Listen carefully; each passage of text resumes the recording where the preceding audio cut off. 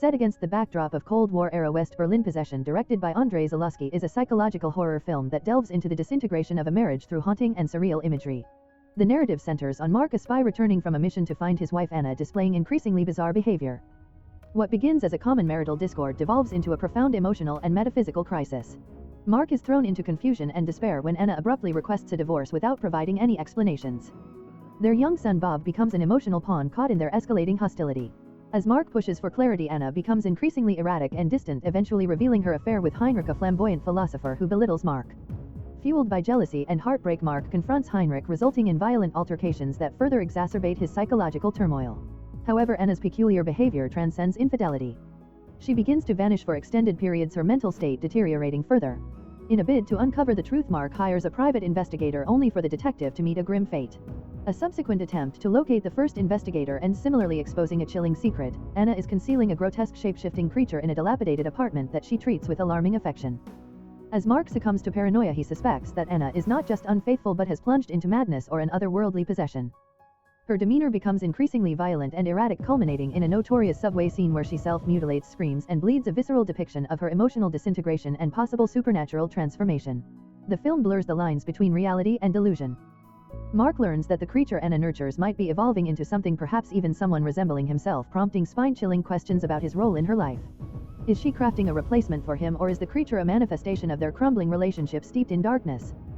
Parallel to this turmoil, Mark forms a connection with Helen, a nurturing schoolteacher who looks identical to Anna but represents her antithesis, calm, loving, and composed. Helen offers Mark a glimmer of stability, suggesting a potential path toward redemption or escape. Nonetheless, as the narrative unfolds, it becomes evident that the complexities of desire, identity, and trauma hinder any straightforward resolution. In essence, Possession is an exploration of love and madness enveloped in a chilling narrative that challenges perceptions of reality and evokes a visceral emotional response, ultimately leaving viewers to puzzle over its haunting mysteries. Anna's bond with the creature intensifies, culminating in scenes of disturbing intimacy that blur the boundaries of eroticism, horror, and spiritual possession. She refers to the being as her god and believes it is flawless. Meanwhile, Heinrich, who attempts to intervene, finds himself ensnared in Anna's destructive spiral. This leads to his injury and a gruesome death during a confrontation with Mark. As the narrative progresses, Mark becomes increasingly complicit in the violence surrounding him. He assists Anna in disposing of Heinrich's body, leading to his own unraveling. His mental state deteriorates, mirroring Anna's descent into madness. The film escalates toward an apocalyptic climax, pushing the limits of physical and psychological horror to unbearable extremes. In a shocking twist, the creature emerges fully formed as a doppelganger of Mark, an eerie perfect reflection of him as described by Anna. When law enforcement closes in on the couple, a violent shootout ensues, resulting in the fatal wounding of both Mark and Anna. Their deaths create a haunting tableau, interweaving tragedy and a sense of release. However, the horror does not conclude here. In the film's denouement, Helen and Bob find themselves in a domestic scene.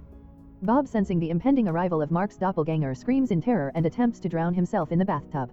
Helen, in a state of silent observation, witnesses the doorbell ring ominously. Outside, the glowing-eyed doppelganger awaits. The chilling implication arises: the cycle of horror is about to begin anew, suggesting that the nightmare has fully infiltrated reality. Possession resists simple genre classification, merging elements of domestic drama, body horror, and allegorical narrative. With relentless intensity, the film investigates themes of identity, love, betrayal, and the monstrous dimensions of human interactions. Isabelle Adjani delivers a remarkable dual performance, portraying both Anna and Helen with intense emotional breadth. The film's architectural framing, use of color, and sound design amplifies the sense of claustrophobic dread and unease. Directed by Andrzej Zulawski, the film transcends mere horror, offering a critique of communication breakdowns and the lurking terrors within the seemingly mundane aspects of everyday life. It invites interpretations as diverse as Cold War paranoia, personal trauma, or spiritual crises, all interwoven into its narrative tapestry. The film's inherent ambiguity and its striking imagery contribute to its status as a cult classic, solidifying its legacy in cinematic history. The story begins with Mark's return to West Berlin from an obscure espionage mission, only to find his wife Anna and their young son Bob in disarray.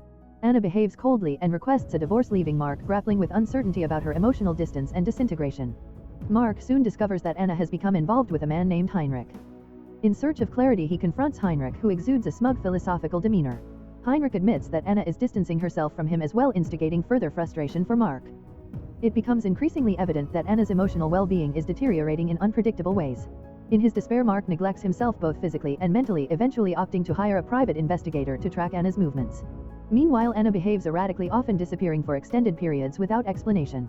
When questioned, she swings between denial, fury, and disturbing emotional outbursts. The investigator trails Anna to a dilapidated apartment building where he uncovers a horrifying secret: Anna is harboring a grotesque, pulsating creature that barely resembles humanity. Before he can escape, the creature kills him, and his partner meets a similar fate when he goes looking for him.